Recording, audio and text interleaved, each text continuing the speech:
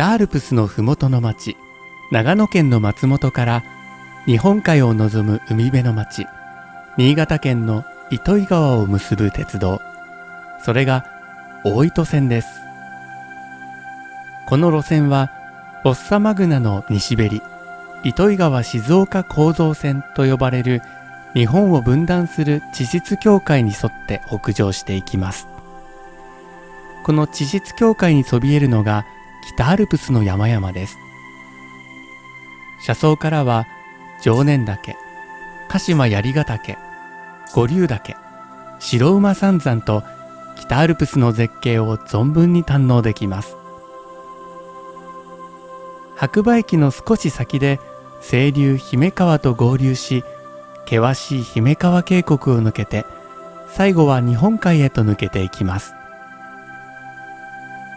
まずは大糸線の歴史の概要です。大糸線は1915年に松本信濃大町間を開業した私鉄の信濃鉄道を前身とし、1937年に国有化、1957年に松本糸魚川間が全線開通しました。名前の由来は大町の大、糸魚川の糸から取ったもので、これは国鉄が大町から糸魚川を開通させたことによるためです。それでは細かく見ていきましょう。1915年、私鉄である信濃鉄道が松本から信濃大町間を開業させます。少し遅れて国鉄も信濃と日本海を結ぶ路線の建設に着手します。この国鉄による路線計画は、大町から中津までを大糸南線、糸魚川から中津までを大糸北線とし、それぞれ双方で工事が開始されます。1929年、国鉄により信濃大町柳場間が開業。1930年には上白まで、1932年には信濃森上まで南線は順調に開業します。時を同じくして山の向こう側、大糸北線でも工事が始まります。1934年には糸魚川根知間が開業。翌年の1935年には根知小滝間が開業します。同じ1935年、大糸南線は中津まで開業します。1937年、信濃鉄道が国有化。これにより松本中津間が大糸南線となります。小滝から先、構造線の大断層に鉄道を通すことはたやすいことではありません。災害などで遅れを取る中、追い打ちをかけるように太平洋戦争が勃発します。なんとか1943年に全ての鉄橋やトンネルが完成しましたが、翌年の1944年、戦争の激化で金属が不足し、大糸線の線路などが撤去されることになります。1945年、日本は敗戦。小滝中津間の工事が再開されたのは1952年のことです。それから5年、小滝中津間 17.7km を約22年という年月をかけて完成し、1957年8月15日、ついに松本から糸魚川まで全線開通します。これにより名称が大糸線に改称されました。その後、1987年の国鉄の分割民営化により JR が発足。大糸線は南小谷駅を境界駅として、JR 東日本と JR 西日本に分割され、現在に至ります。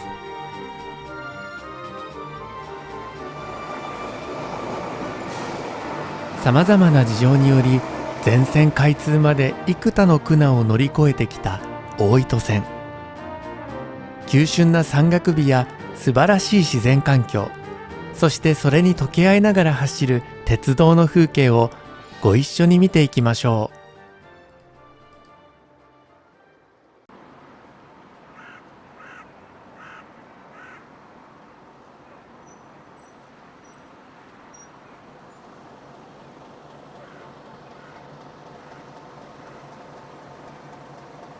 長野県松本市にある松本駅。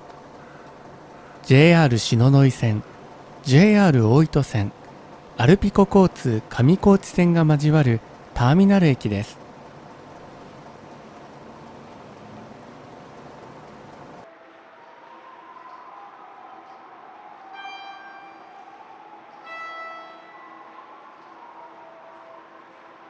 辺りがまだ暗い冬の早朝の松本駅。大糸線の旅はここから始まります。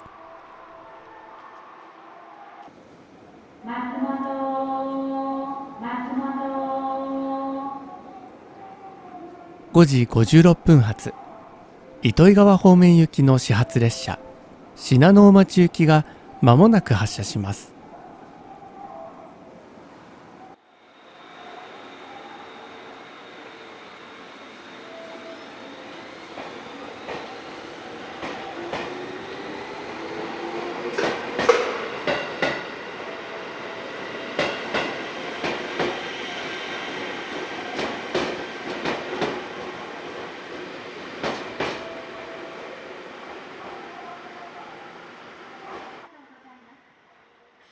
辺りが薄暗い中、始発列車が松本を出て行きます。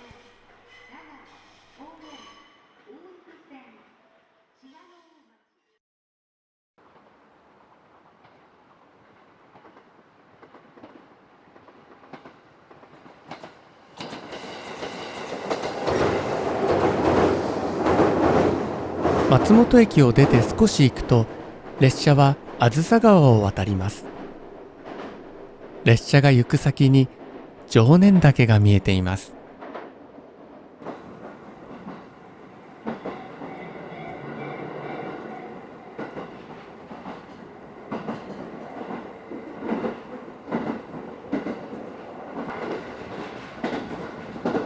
列車は安曇野の地を走ります。穂高を過ぎたあたりで烏川と穂高川を渡ります。月の手前にある山が信濃富士と親しまれる有明山です。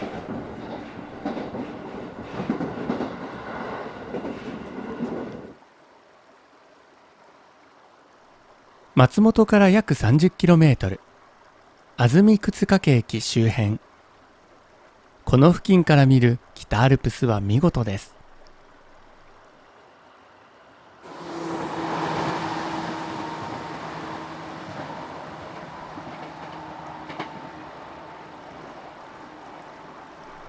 爺ヶ岳、鹿島槍ヶ岳、五竜岳など、後ろ立山連峰の名だたる山々に向かって列車は走ります。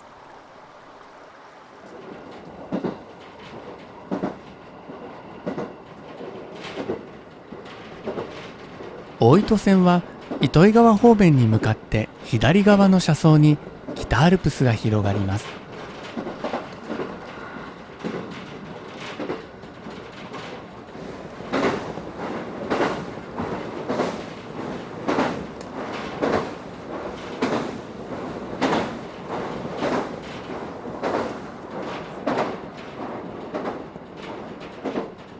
高瀬川を渡ると、まもなく大糸線の要衝となる信濃大町駅に到着します。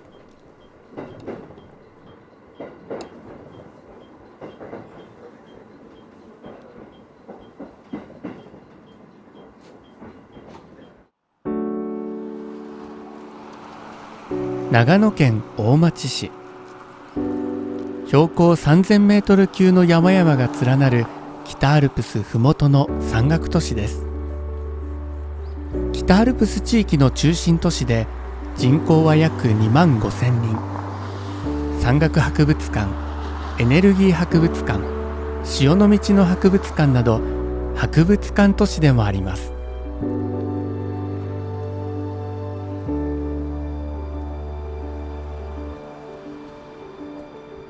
この信濃大町駅は大糸線内では起点の松本駅に次いで利用者が多く、運行を終えた列車が夜間停泊する大糸線の要衝となる駅です。特急列車を含む全列車が停車します。また長野県側の立山黒部アルペンルートの玄関口として、駅前のロータリーからは扇沢駅行きが運行され、多くの登山客でにぎわいます。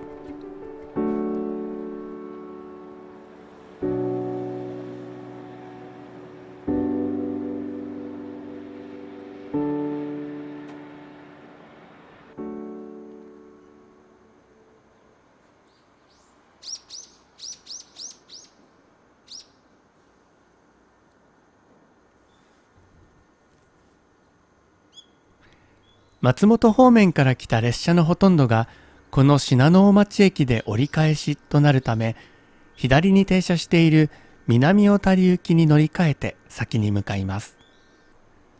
この E127 系100番台と呼ばれる車両は、大型の窓や北アルプスの山々を見やすいように南小谷方面に向かって進行方向左側がセミクロスシートになっています。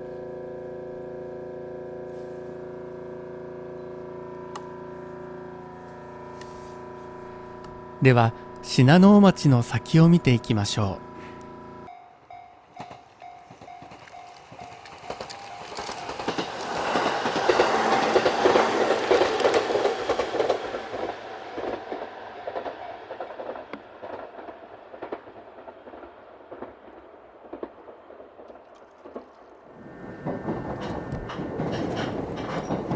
ご案内します。この付近には三島山湖と言われる3つの湖があります。手前から日崎湖、中島湖、そして青木湖と続きます。湖の対岸の森が急斜面で水深が深いことが特徴です。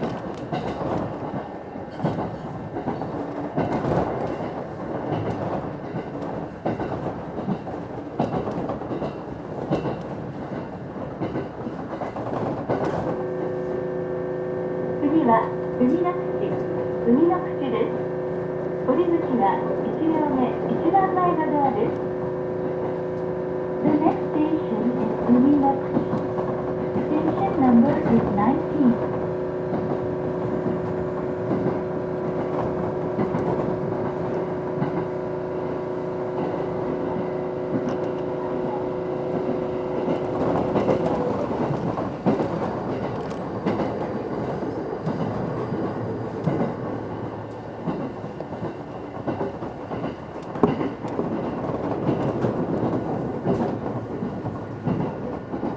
まもなく海の口です。降り口は一番前のドアです。木崎湖を過ぎると周囲は一層雪深い景色に変わります。もうすぐ白馬エリアが近いという合図です。本来長野県とは周りの山々が雨や雪を大幅に軽減してくれる場所です。隣接する新潟や富山が豪雪なのはそのためです。しかし白馬村のように県境に近づくと、山々による恩恵が十分に受けられず、天候が悪くなりやすいのです。そのためこの辺りから雪の量が激しく増えていきます。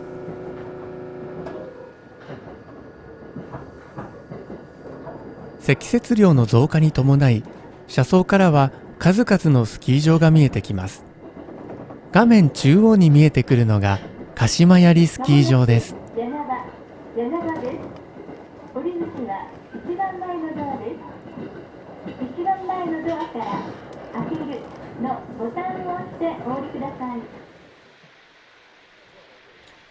鹿島槍スキー場。15のコースを有し、最長滑走距離5000メートルのロングランが楽しめるスキー場です。JR 柳場駅から徒歩圏内でもありますが、信濃大町駅から無料のシャトルバスも運行しています。簡易宿泊施設、入浴施設、託児所も完備されています。また、キッズパークエリアも充実しており、ソリやスノーモービルなどの体験もできます。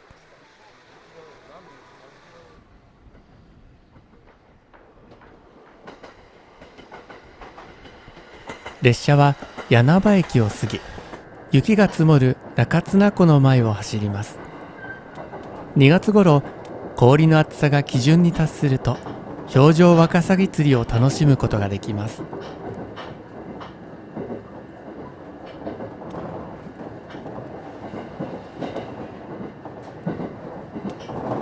中綱湖を過ぎると、次は青木湖。全国有数の透明度を誇る美しい湖です。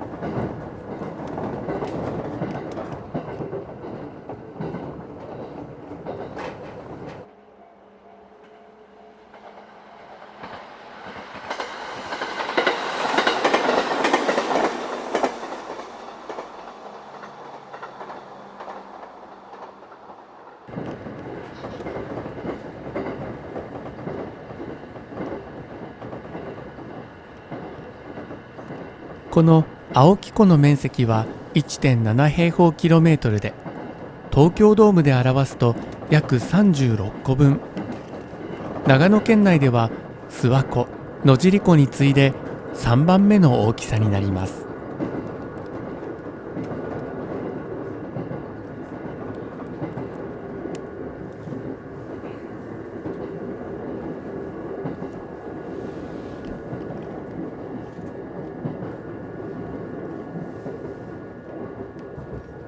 仁科山湖最後の青木湖を過ぎると、列車は大町市から白馬村に入ります。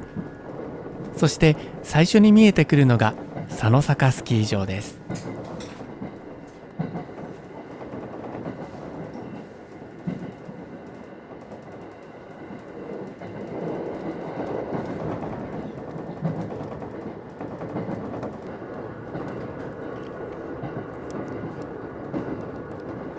南上白駅から先へ進むと、列車は白馬エリアの中心へ進んでいきます。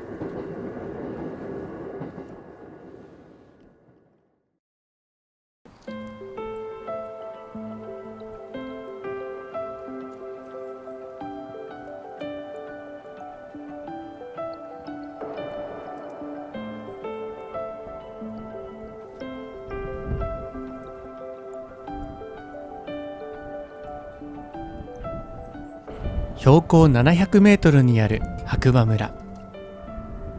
氷点下の朝、空気中の霧や水蒸気が美しい霧氷となり、至る所に出現しています。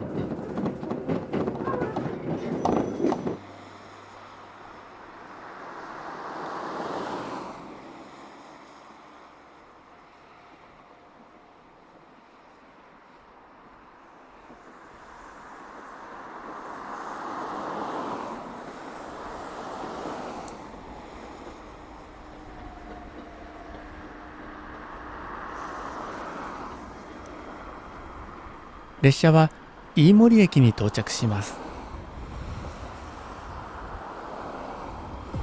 この飯盛駅から15分ほど歩くと、エイブル白馬五竜飯盛ゲレンデがあります。エイブル白馬五竜は最大斜度35度の最上級者向けコースから初心者向けコース、キッズエリアまで幅広い層が楽しめるスキー場です。山頂からはそれぞれのゲレンデがつながっています。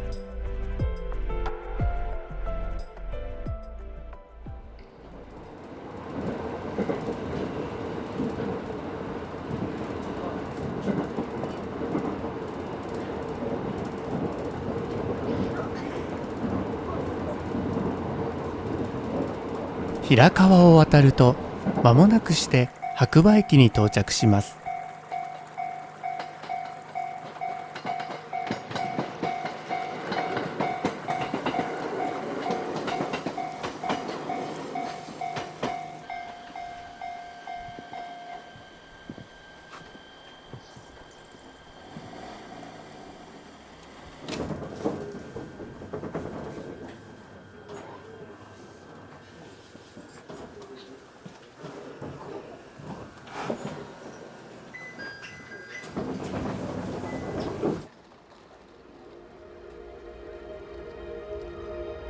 昭和の時代から国内有数の観光地として知られる白馬村ですが、世界的にも一躍その名を轟かせたのが1998年に行われた長野オリンピックの開催と言えるでしょう。今日では世界中から多くの人々が訪れる国際山岳リゾートとなっています。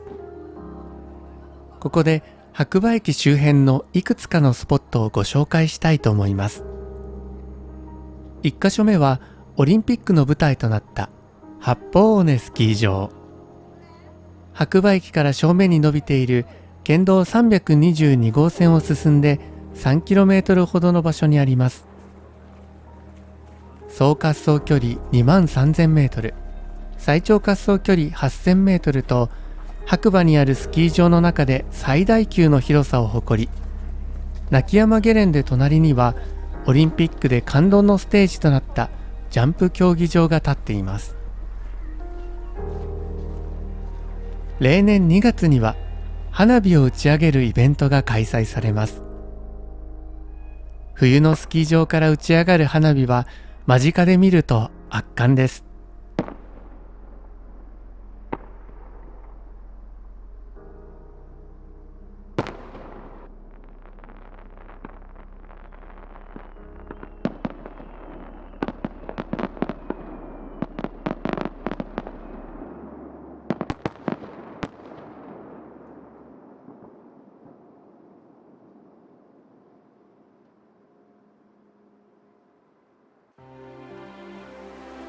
2つ目は大出の吊り橋。この景色は絵画などで見られた方も多いのではないでしょうか。白馬駅から約 1.2km なので徒歩で訪れても15分程度です。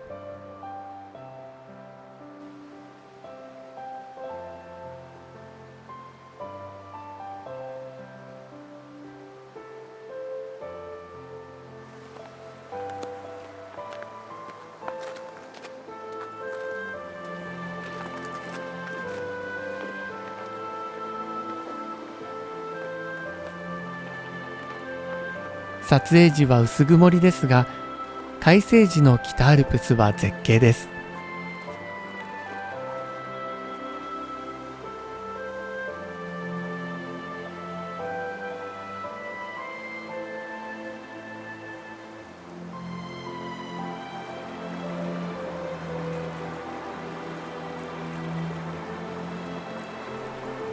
この姫川は先ほど通過してきた佐野坂スキー場付近にある尾道湿原に源流部を持ちます。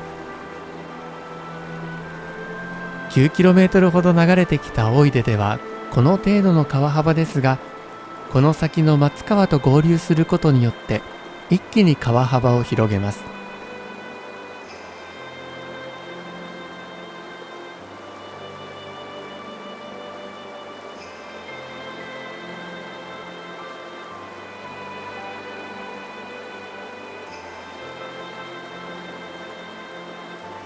北アルプス、姫川、吊り橋、古民家が溶け合う風景はとても魅力的です。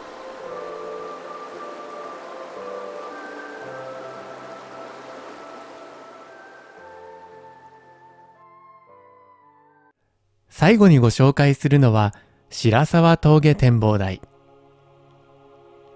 白馬駅から約 9km、戸隠方面に抜ける国道406号線の途中にあり、車で15分ほどです。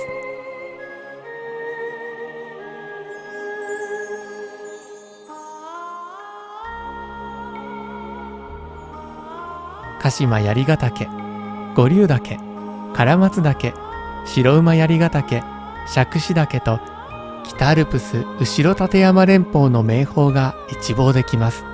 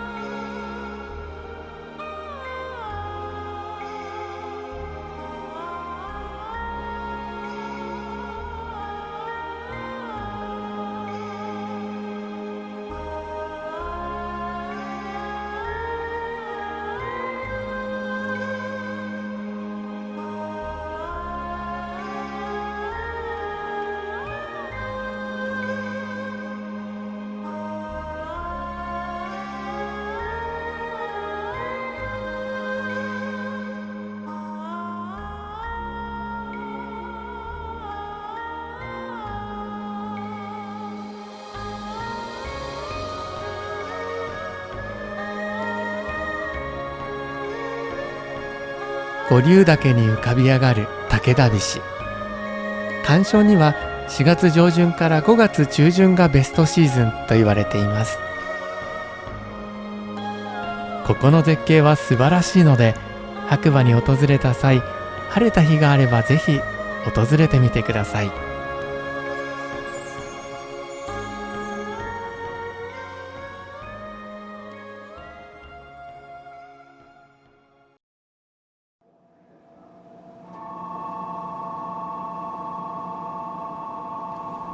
それでは白馬駅を出発しましょう。ここから南小谷までは特急あずさグリーン車の車窓からお楽しみください。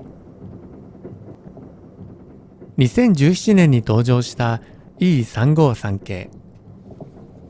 斬新なデザインもさることながら、揺れや騒音がとても少なく、全車両 Wi-Fi 完備、全席コンセント装備など居住性も高く、快適な乗り心地です。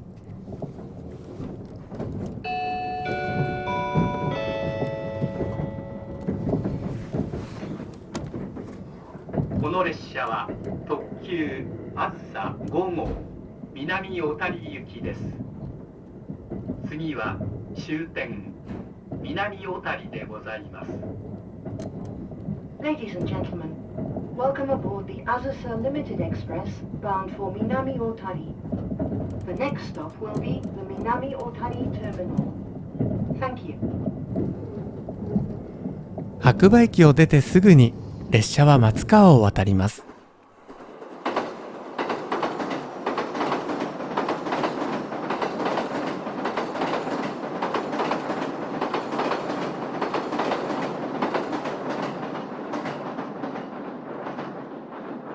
白馬連峰を源流とする松川は、この先で姫川と合流し、細かった本流をとても大きな川へと変化させます。大糸線はここから姫川沿いを日本海まで走ります。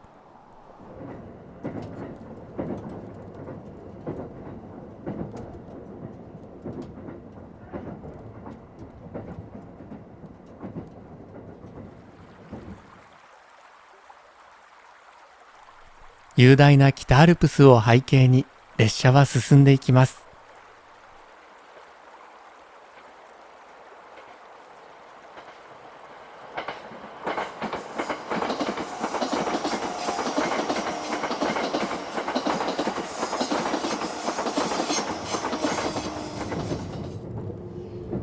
姫川第二ダムが見えてきました。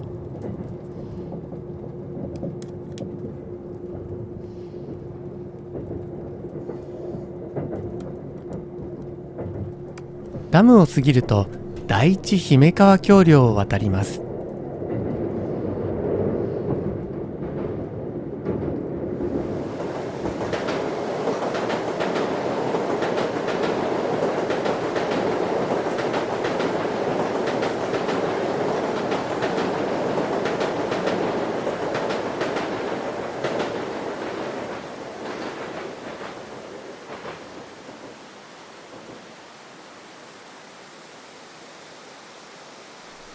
この山の向こうには有名な青鬼集落があります。少し覗いてみましょう。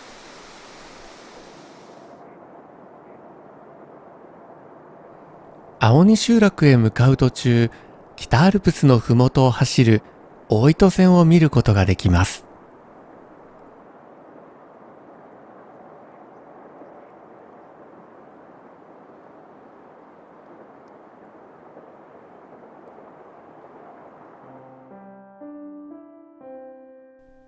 白馬村青鬼集落は2000年に重要伝統的建造物群保存地区に選定されました。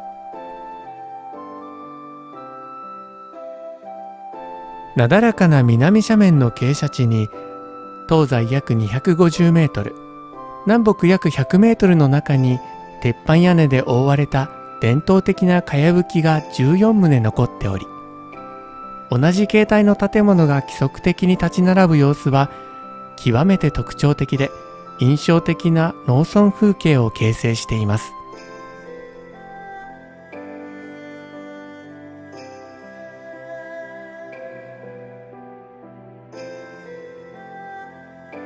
兜造りと呼ばれる特徴的な屋根は正面を切り落としたような形にすることで2階部分の採光と通風を確保しています。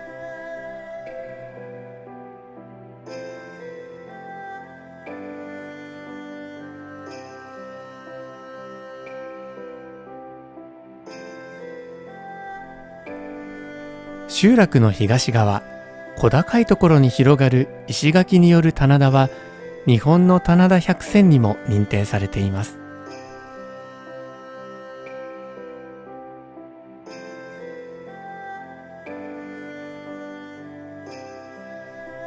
山あいにある集落から北アルプスを望む景観は絶景です。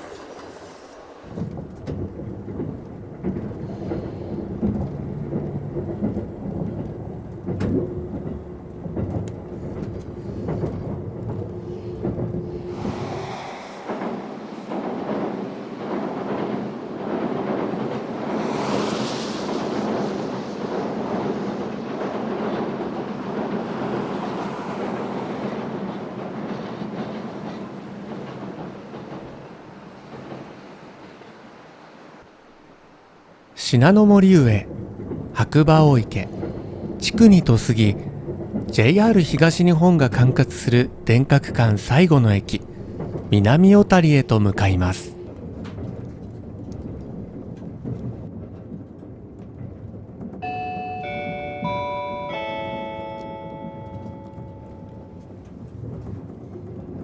まもなく終点南小谷に到着いたします。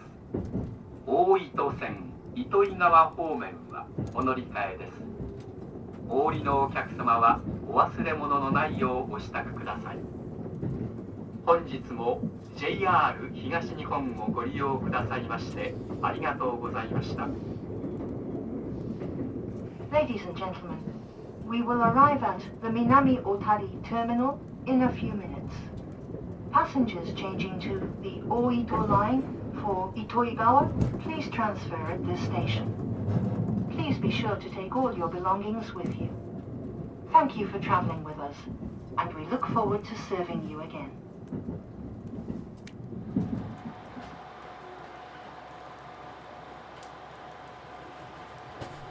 列車は JR 東日本と JR 西日本の境界駅である南小谷駅に到着します。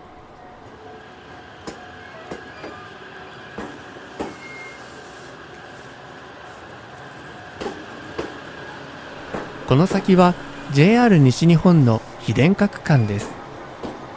そのため待機しているディーゼルエンジンのキハ120型気動車で糸魚川を目指します。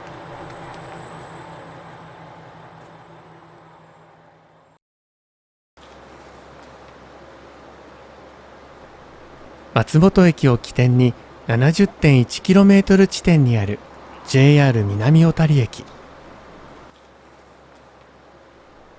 この南小谷駅までは電化区間、先の糸魚川方面は非電化区間と輸送体系が大きく変化する駅であり、電車と気動車が並んで停車するターミナル駅です。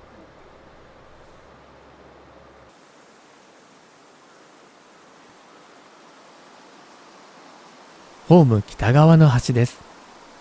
この先に架線は通っていません。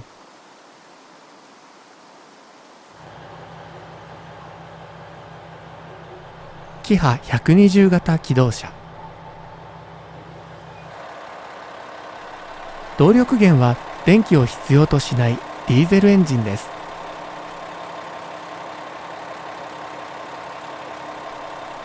通常の気動車に比べて全長が短く設計され、ローカル輸送に特化した構造となっており、どちらかというとレールバスのような車両です。この車体はバス用部品を多用しているので、乗車口やロングシートなどどことなくバスの雰囲気もあるユニークな車両です。それでは南小谷より先を見ていきましょう。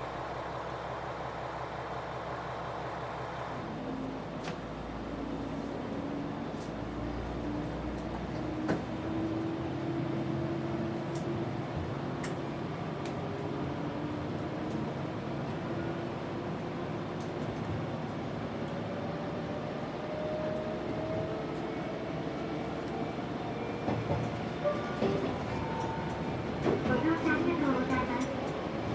次は高槻です。JR 西日本によると、この南小谷駅から糸魚川駅間では人口減少や少子高齢化に加え、道路整備の進展等により取り巻く環境が大きく変化しており、1992年度の利用ピークから 90% 以上も減少しているようです。2019年からの3年間で平均6億3000万円の赤字と厳しい現状となっていて、非常に残念なことですが、存続が危ぶまれる利用状況となっています。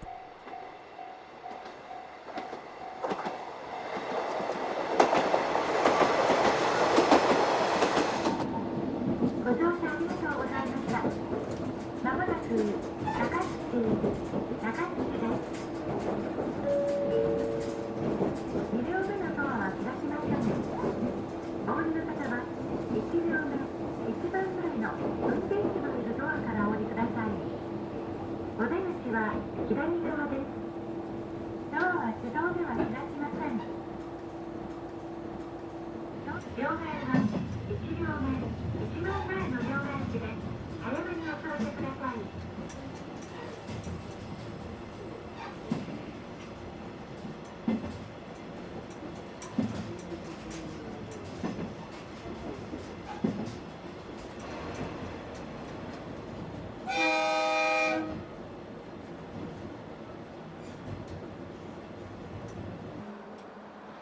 国道は北小谷駅と平岩駅の間で新潟県に入ります。この付近は蛇行する姫川が県境となっているため、大糸線は一度新潟に入りますが、再び長野に戻ります。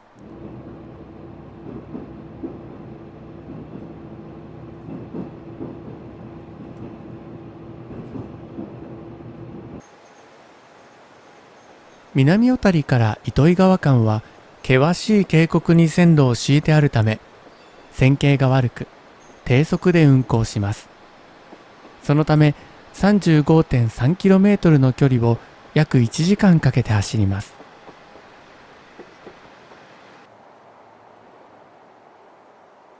第6下姫川橋梁。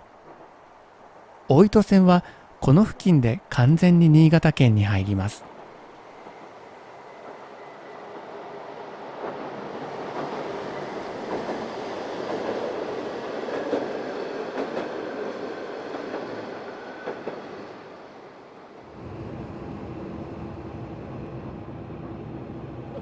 この区間の建設に22年の歳月がかかったことを思うと感慨深いものがあります。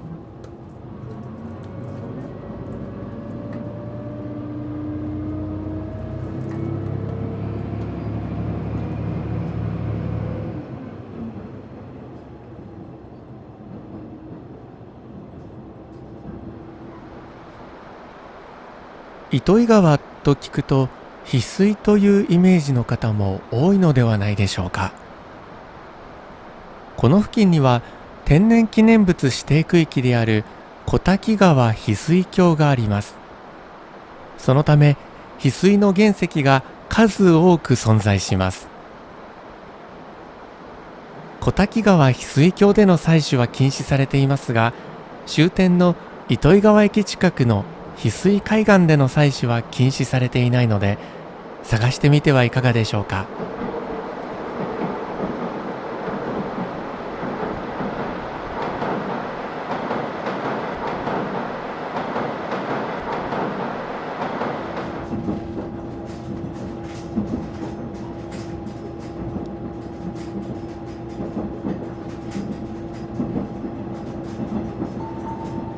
ご乗車ありがとうございました。まもなくネッチです。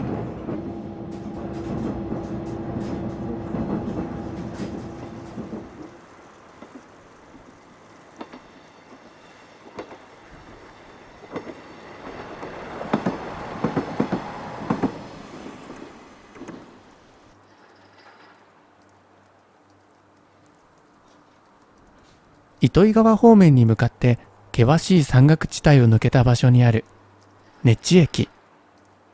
徒歩15分の場所に糸魚川静岡構造線の断層路頭や日本最大の枕状溶岩を見ることができるフォッサマグナパークがあります。そして現在では南小谷から糸魚川の非電化区間で列車交換をできる唯一の駅です。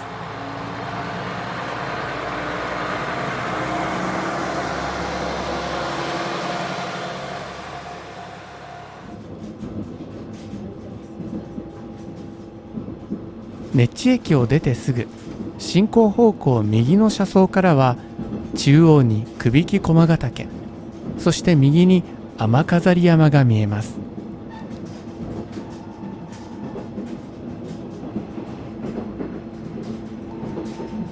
ご乗車ありがとうございました。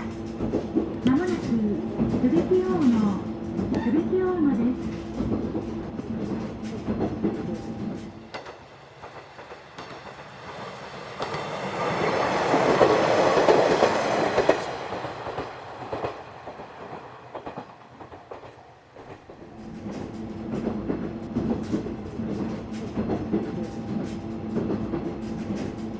列車はあと少しで日本海に出ます。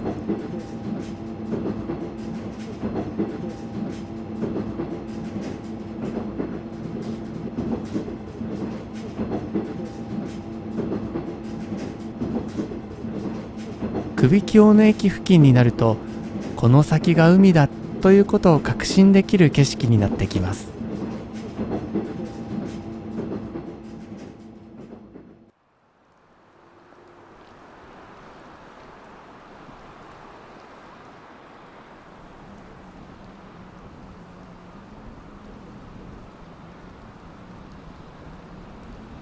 首木大野駅近くの緑橋から見る姫川の様子です。向こうの方に日本海が見えています。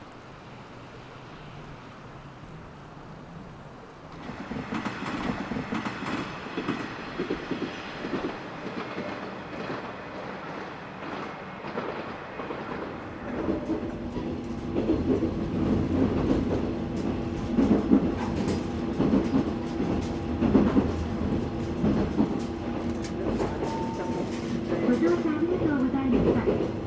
まもなく終点、糸魚川で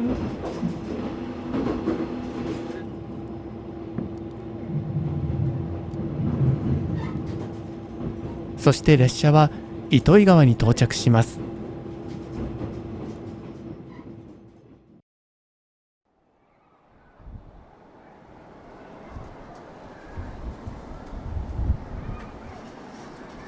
新潟県西部にある糸魚川市の代表駅である糸魚川駅です。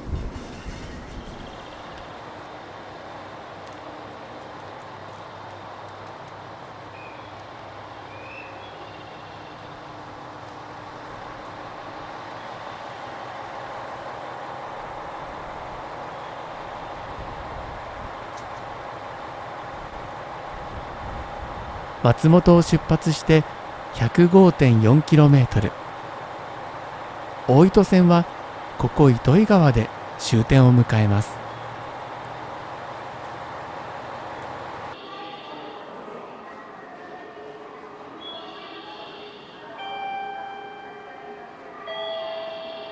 糸魚川駅には JR 大糸線、越後ときめき鉄道日本海翡翠ライン、そしてJR 北陸新幹線が乗り入れています。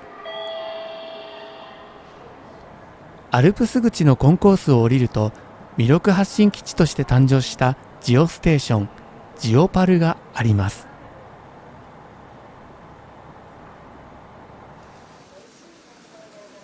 館内はとても広く、ジオパーク観光インフォメーションセンター、キハ52待合室、ジオラマ鉄道模型ステーションの3つのコーナーに分かれています。平成22年3月12日まで大糸線で活躍していたキハ52の実車が待合室となって利用されています。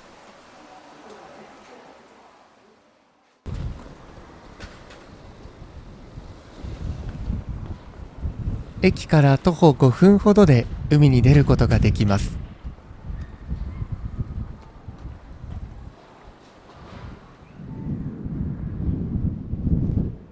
本州のほぼ中央松本から北アルプスの麓を走り、途中姫川と合流し、最後は海辺の町糸魚川まで旅をする大糸線。雄大な北アルプス、美しい西名山湖、険しくも多しい姫川渓谷など、厳冬期に見る大糸線の絶景は深い感動を与えてくれました。